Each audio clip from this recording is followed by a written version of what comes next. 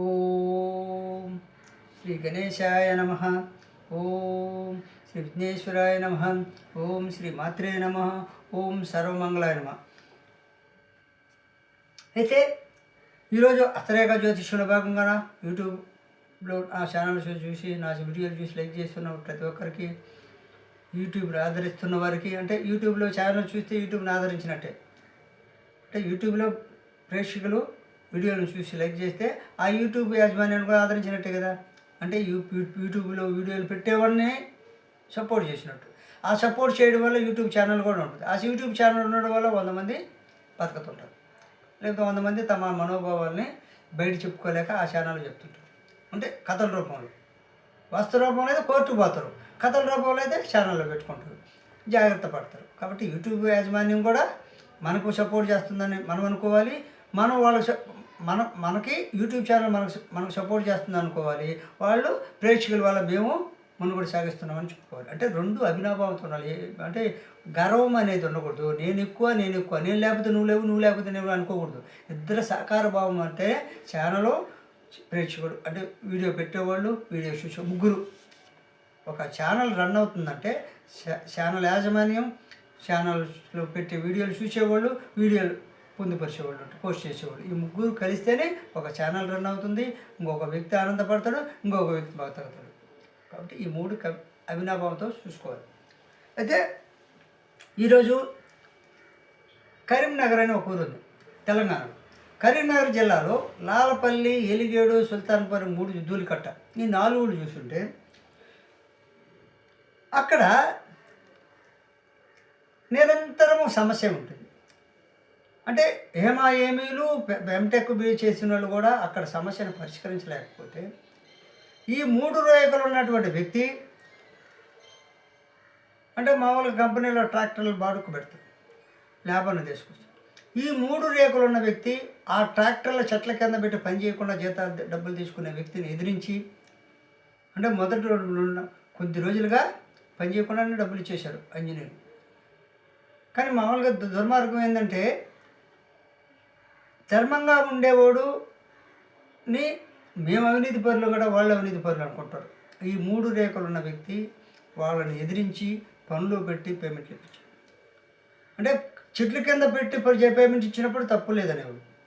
అంటే చూడండి సమస్య ఎలా ఉంటుందో. అంటే చెట్ల కింద పెడితే ఏమన్నా ప్రశాంతతే కదా. సాయంత్రం అయితే రాసిచ్చి పేమెంట్లు ఇచ్చేవాడు. ఒక పెద్ద కంపెనీ అని, ఆ కంపెనీలో ఆ 3 రేఖలు ఉన్న వ్యక్తి సమస్యను ఎలా పరిష్కరించాడు చూడు.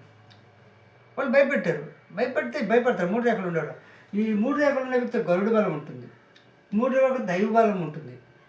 అంటే పరివారంతో పడలేదండి 3 రేఖలు ఉన్న వారికి. వాటి ధర్మం అతను ఉంటుంది, జ్ఞానం ఉంటుంది. కాబట్టి ఈ 3 రేఖలు ఉన్న వ్యక్తి యొక్క స్వభావం చెప్తున్నాను. కాబట్టి తర్వాత నుంచి పని చేశాడు, పేమెంట్ చేశాడు. కొంతమంది అయితే పరారు అయిపోయింది, రైతులు గొడవకు వచ్చి ఆ రైతుల సమస్యను పరిష్కరించారు. కొంతమందికి ఏంటంటే రైతుల సమస్యను పంచకుండా రోజు గొడవ చూస్తే డబ్బులు వస్తాయని కొంతమంది ఉద్యోగస్తులు భావించేవాళ్ళు, ఇంజనీర్. కొంతమంది ఏంటంటే సమస్య పరిష్కారం కావాలి. కానీ ఇప్పుడు సమస్య పరిష్కారం కంపెనీని మొత్తం మిషన్లను కొట్టేస్తే కొంతమందికి ఏం పని? నిందేందు మామూలుగా అంటుంటారు, నీకేం పని ఆడ వాళ్ళు రైతులు గొడవ చేసుకుని నీకేం పని చేయదు. ఇప్పుడు ఆడ పని చేసిన కూడా 4 గంటలు 4,000 అవుతుంది. ఈ 4,000కి రోజు రైతు వచ్చి తిట్టి అతను ఇంకొక 100 మందిని వేసుకొని పెట్టి కంపెనీలో మొత్తం పగలు కొడితే చూడండి. అంటే ఈ ఉద్యోగానికి వచ్చిన వ్యక్తులు కొంతమంది దుర్మార్గాలు ఎట్టుండేవి. అంటే ఆ గరుడు రేకున్న వ్యక్తి సమస్యను పరిష్కరిస్తే ఆనందపడాల్సింది పోయి, ఇప్పుడు పొలంలో ఫీల్డ్ మట్టి తీశారు, వాడు వచ్చి గొడవకు వచ్చాడు. గొడవకు వచ్చిన తర్వాత సమస్య 4 గంటలు పని చేసేస్తే అయిపోయింది, పని అయిపోయింది, 4,000తో పోయింది. ఎన్నో కొన్ని నెలలుగా సమస్యను పరిష్కరించి రోజు బూతులు తడుతుంటా కంపెనీ వాళ్ళని. అంటే ఓనర్ వెళ్ళాడు కదా, మేము ఉద్యోగులు మాకేమన్నా. కంపెనీలో పనిచేసేటువంటి వ్యక్తులకు స్వభావం అప్పటికి రేఖాశాస్త్రంలో ఇలాంటివన్నీ పొందుపరిచి ఉంటాయి, చూడాలి. అంటే గరుడు రేఖ, జ్ఞానరేఖ, దైవరేఖలు 3 రేఖలు ఉన్న వ్యక్తి అంతలో కంపెనీలో ఉన్న ఇంజనీర్లే చేయలేని పని చేశాడంటే ఆనందపడాలని లేదా? కాబట్టి పెద్ద పెద్ద కంపెనీ వాళ్ళు కూడా మాకెందుకు లేని ఆఫీసులో కూర్చో, ఈ 3 రేఖలు ఉన్న వాళ్ళు కూర్చోడు, ధైర్యంగా కూర్చోడు. ఉదాహరణకి ప్రభుత్వము కానీ, ప్రభుత్వ పెద్దలు కానీ, గవర్నమెంట్ కానీ వాళ్ళ యొక్క పలుకుబడి ఉన్న వాళ్ళ వ్యక్తులు లక్షల రూపాయల జీతాలు తీసుకున్నోళ్ళు, పోలేని వాళ్ళు ప్రాణాలకు భయపడి పోకపోతే ఈ 3 రేఖలు ఉన్నప్పుడు ధైర్యంగా నిలబడిన సందర్భాలు ఉన్నాయి. పోయి ప్రాక్టికల్ విచారించు. ఈ దైవరేఖ, జ్ఞానరేఖ, గరుడు రేఖ ఉన్న వ్యక్తి ప్రభుత్వానికి ఎదురొడ్డి పోయి కూర్చొని పనులు చేయించిన ఉంటారు. ప్రభుత్వాన్ని కూడా ఎదురొడ్డి నిలబడి కానీ ₹1,00,000 జీతం తీసుకుని 4 గంటల మంది దాకా కూర్చో. అంటే ఒక సమస్యలో కానీ ఒక వ్యవస్థలో కానీ సమస్య వచ్చినప్పుడు ఒక ఫుల్ బాటిల్ తీసుకొని రూమ్లో కూర్చొని మందు దాకా. ఒక సమస్య వచ్చినప్పుడు మీటింగ్ పెడితే ఆ మీటింగ్కి పోకుండా మందు కొట్టుకొని ఇంట్లో కూర్చోంటారు. బాగలేదు నా పద్ధతి. ఏమయ్యా ఒక వ్యవస్థలో పనిచేసి మోసగాళ్ళు ఎట్టా ఉంటారో చెప్తున్నాను. ఈ 3 రేఖలు ఉన్నవాడు భయపడు. తనకేమి లాభం ఉన్నా నష్టం లేకపోయినా నష్టమైనా సరే ఎదురుటి నిలబడి సమాధానం చెప్పొచ్చేది వ్యక్తి ఈ 3 రేఖలు ఉన్న వ్యక్తి. అంటే మీటింగ్లు పెడితే బాగలేదని దొంగ సర్టిఫికేట్లు పెట్టి కూర్చుంటాడు. ఆ దొంగ సర్టిఫికేట్ ఆ ఈగో పోతే మళ్ళీ ఆయన బాగలేదని మా వాళ్ళకి జీతాలు చలవ పెట్టి ఇంట్లో కూర్చోండి మందు తాగిన వ్యక్తి. ఇంకేవో మామూలుగా ఈగో ఏమా నేను పెద్దోడిని నేను లక్ష్యం తీసుకునేవాడిని నేను చెప్పలేకపోతే అతను చెప్పాడు ఈగోజు ఇదే సమాధానం చెప్పాడని వాళ్ళ జీతాలు కట్ చేసి తినిపోతారు. మస చేసుకోలేదు పోతారు. చూడండి ఎంత ఈగోజమో. నువ్వు చెప్పలేవు, నువ్వు వ్యవస్థను నడిపించలేవు. నడిపించే వ్యక్తుల్ని అంటే నీకు లేదా అమ్మాయిలు మందు అంటే హిందూ వ్యతిరేకులు నీకు సపోర్ట్ చేసి నీకు ఆఫీసులో వచ్చారు అంతే కదా లెక్క. నువ్వు చేయలేని పని ఇంకోటి చేస్తే ఆనందపడాలి కానీ నాకేమో ఆ వ్యవస్థ ఎట్టపోతుంది ఆ విధంగా అన్నారండి. ఆ 3 రేఖలు ఉన్న వ్యక్తి వాళ్ళని ఎదుర్కొన్నాడు. ఆ 3 రోజుల వ్యక్తులు జోలికి పోయి చాలా నష్టపోయాడు. ప్రాణ నష్టం జరిగింది, ఆర్థిక నష్టం జరిగింది, ఉన్ని పొరుగు కూడా పోయింది. చీకొడుతుంటారు. ఏందయ్యా చేత కానప్పుడు చేత అయ్యే వాళ్ళని నమ్మించాలి. హోదా ఏంది ఇవ్వయింది విషయం తెలియనప్పుడు ఎవరైనా అడగాలి, చేసినప్పుడు ఆనందపడాలి. ఇలాంటి వ్యక్తులు ఈ 3 రేఖలు జోలికి పోతే ప్రాణ నష్టం జరుగుద్ది, ఆర్థిక నష్టం జరుగుద్ది, పొరుగు పోతుంది, చీకొడతారు అందరూ. అయినా ప్రగల్భాలు మానరు. ఉత్తరుడు తెలుసు కదా, మామూలుగా అర్జునుడు యుద్ధం చేసేసి గెలిస్తే ఉత్తరు మన అజ్ఞాతవాసంలో జరిగిన సంఘటన మీరు మహాభారతంలో చూస్తుంటారు. మహాభారతం చదివి రామాయణం అన్ని చదివి అన్ని సారాంశాల ఆధారంగా ఇవన్నీ తయారు చేసి మీకు చెప్తున్నాను. అదేవిధంగా గోవాలో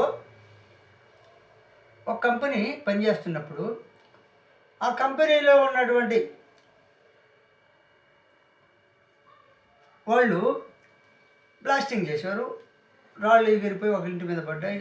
అక్కడ హిందీ కొంకణి ఆ రాళ్ళు గోడలన్నీ పగిలిపోయిన తర్వాత అతను తాగి రోజు గొడవకు వచ్చేవాడు. సరే అక్కడ ఉన్నటువంటి వాళ్ళు అసలు సమస్య ఎందుకు తగ్గుకు వస్తుందో తెలియాలి. ఈ 3 రేఖల గరుడు రేఖ, జ్ఞానరేఖ, దైవరేఖ ఉన్న వ్యక్తి ఒకరోజు ఎందుకు గొడవకు వస్తున్నా ఆలోచించి మేనేజర్ అన్నాడు. సరే ఎందుకు వస్తున్నా ఈ విధంగా ఇల్లు పగిలిపోయింది, క్రాక్లు ఇచ్చింది, బ్లాస్టింగ్ చేసి రోజు గొడవకు వస్తుంది, తప్పించుకోపోదాం. అసలు తప్పించుకోకపోవడం దేనికి? ఇప్పుడు చరిత్ర మొన్న చూసే కదా 10 మంది వచ్చి మన వాళ్ళందరినీ కొట్టాడు తాగి ఎవరో తప్పు చేస్తే మన వాళ్ళు కొట్టారు, భాష రాకపోయా మనం ఏం చేయాలా? సరే ఇప్పుడు తప్పించుకొని పోవడం కాదు, తప్పించుకొని పోయిన తర్వాత ఇప్పుడు ఒక వ్యక్తిని కొట్టాడు, ఆ కొట్టిన వ్యక్తి దగ్గర కూడా నువ్వు ఉంటే నిన్ను కొడతారు. కాబట్టి నువ్వు వచ్చి 4 తీసుకొని సేవ్ చేయాలా, సమస్య పరిష్కరించాలా. లేకపోతే రేపు ఈరోజు ఒకడు కొట్టాడు, నువ్వు కూడా ఆడేది నిన్ను కొడతాడు. నిన్ను కొట్టిన తర్వాత సమస్య ఎంత తెలుస్తుంది? సమస్య నీకు తెలిసి కాబట్టి కొట్టాడు అని తప్పించుకొని పోరా, నేను పోయి అందరిని తీసుకొస్తాను చెప్పాలని. అంతే కదా సార్. సరే నువ్వు సమస్య పరిష్కరించాను, సరే నేను పరిష్కరిస్తానని పోయాడు. ఈ 3 రేఖలు ఉన్న వ్యక్తి పోయి क्या भाई आपको क्या मांगता है? नहीं कुछ नहीं, आप ब्लास्टिंग किया ना, हमारा घर देखो कैसा खराब हो गया, हमको कोई पैसा नहीं देता है घर बनाने के देने का, घर అంటే ఇల్లు నిర్మించి ఇవ్వాలని నేను ఆ 3 రేఖలు ఉన్న వ్యక్తి మాట్లాడి भाई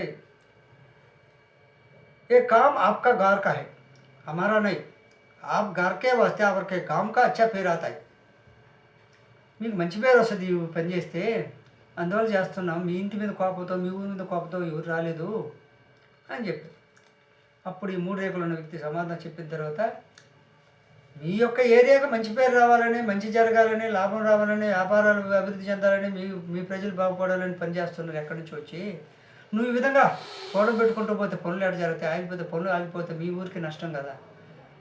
లేదు नहीं भाई थोड़ा सीमेंट दिया तो हम मेश नहीं हम सीधा करता है, జాయింట్లు ఫుల్ఫిల్ చేస్తాను అని చెప్పాడు. అని ఇతను ఏం చేశాడు, సిమెంట్ ఇచ్చాడు. మామూలుగా సిమెంట్ ఒక బస్తా ఇచ్చేసి చేసేసుకుని ఆనందపడ్డాడు. చూడు సమస్య అంటే చిన్న సమస్యని పరిష్కరించలేనప్పుడు ఈ 3 రేఖలు ఉన్న వ్యక్తి ఎలా పరిష్కరించాడు చూడు. అంటే ఈ 3 రేఖల పవర్ అట్టాడు. అంటే అతను 100 మంది జనం ఉండరు, కోట్లు డబ్బు ఉండవు, సమస్యని ఎలా పరిష్కరించారు. అలాంటి వ్యక్తులకు అన్యాయం చేసి ఎలా చచ్చిపోతున్నారో కూడా ముందు వీడియోలు చేస్తున్నాను. నచ్చితే లైక్ చేయండి, షేర్ చేయండి, సబ్స్క్రైబ్ చేయండి.